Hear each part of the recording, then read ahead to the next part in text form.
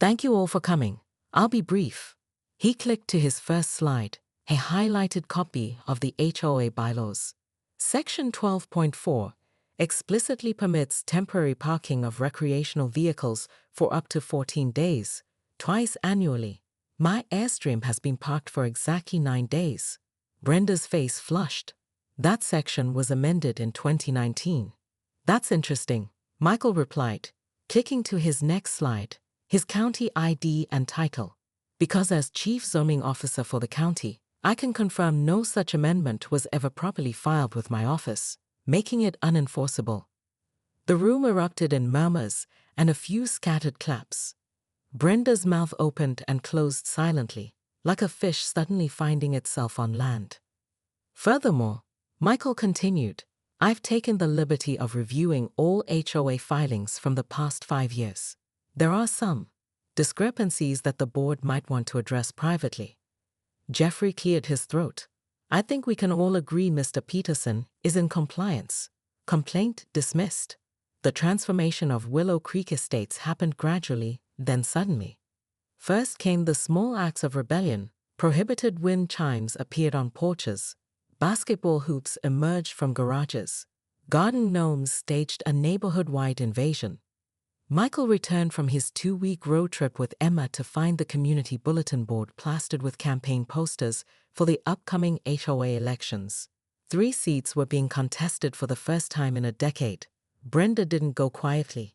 She left apocalyptic warnings in mailboxes about property values plummeting if standards weren't maintained. She documented every infraction with the dedication of a war correspondent, but her power had been irreparably damaged. The election wasn't even close. Brenda received just 7 votes, her own, her mother's, and 5 sympathy ballots from neighbors who feared her wrath. At the neighborhood's fall festival 2 months later, Michael was judging the pie contest when Brenda approached, looking oddly deflated without her clipboard and power suit. Congratulations on destroying everything I built, she said, but the usual venom was missing. Michael offered her a slice of apple pie. You know, the new board could use someone who knows the history of this place, not as enforcer, as advisor. Brenda eyed him suspiciously. Why would you want me involved? Because you actually care, just perhaps about the wrong things. She hesitated before taking the plate. The trailer's gone, she noted. We're storing it at my brother's farm until our next trip, Michael replied. Emma's already planning our route to the Grand Canyon. A ghost of a smile crossed Brenda's face. My husband and I went there once. Before. She trailed off, then squared her shoulders. Your garden beds need mulch. Not a violation, just an observation. Michael laughed. Come by Saturday. Emma and I could use the help. Sometimes, he reflected, zoning wasn't just about property. It was about making space for people to change. Asterisk, the end asterisk. Michael Peterson whistled as he backed his gleaming silver Airstream into his driveway.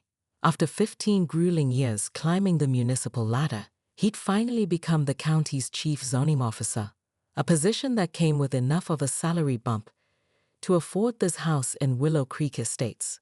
He hadn't noticed the twitching curtains across the street or the woman furiously typing on her phone.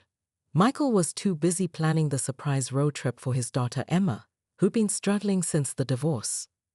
Day 1 in paradise, he murmured, admiring his new home's brick facade.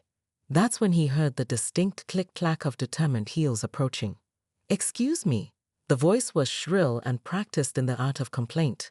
That monstrosity cannot stay there. Michael turned to find a woman with an architectural blonde bob and a cardigan adorned with an official-looking HOA bow pin. Her lipstick-lined mouth was set in a grimace that suggested this wasn't her first confrontation of the day. I'm Brenda Whitfield, Compliance Director. You must be new, she said, not bothering to extend her hand. That trailer needs to be gone by tomorrow morning. The next morning, Michael found a hot pink citation slipped under his windshield wiper. A quick scan revealed a $250 fine for blatant disregard of community aesthetic standards, with a patronizing note scrawled at the bottom. Rules apply to everyone, even newcomers.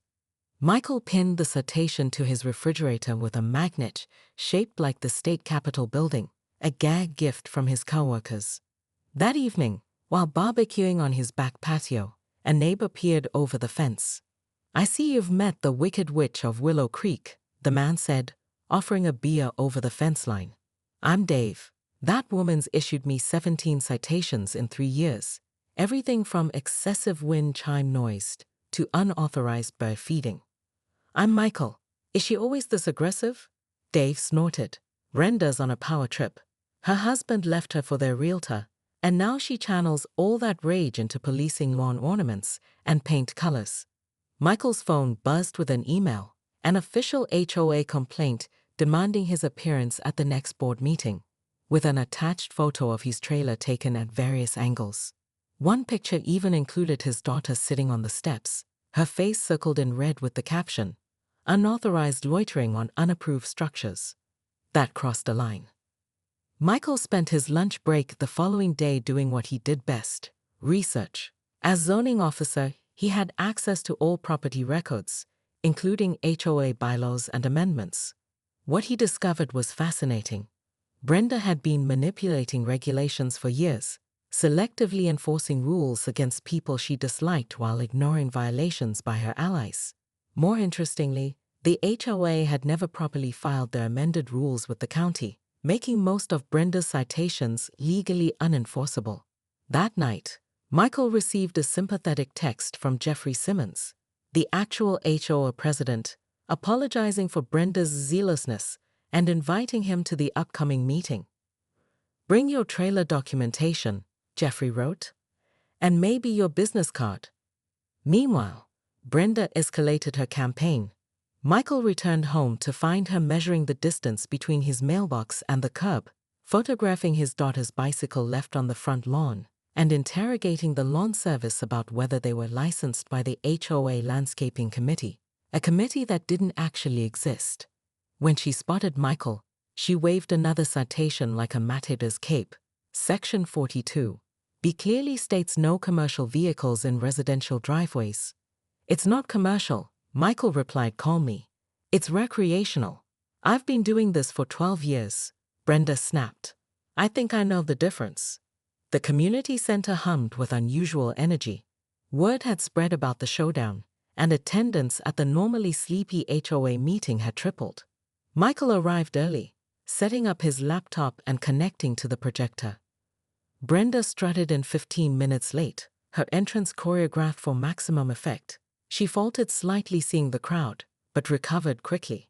First agenda item, Jeffrey began. The complaint against 724 Mulberry regarding an unauthorized vehicle.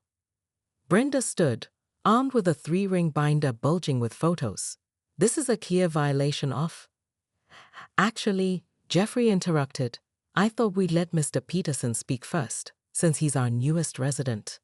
Michael approached the podium with the calm of someone who presented at municipal hearings for a living.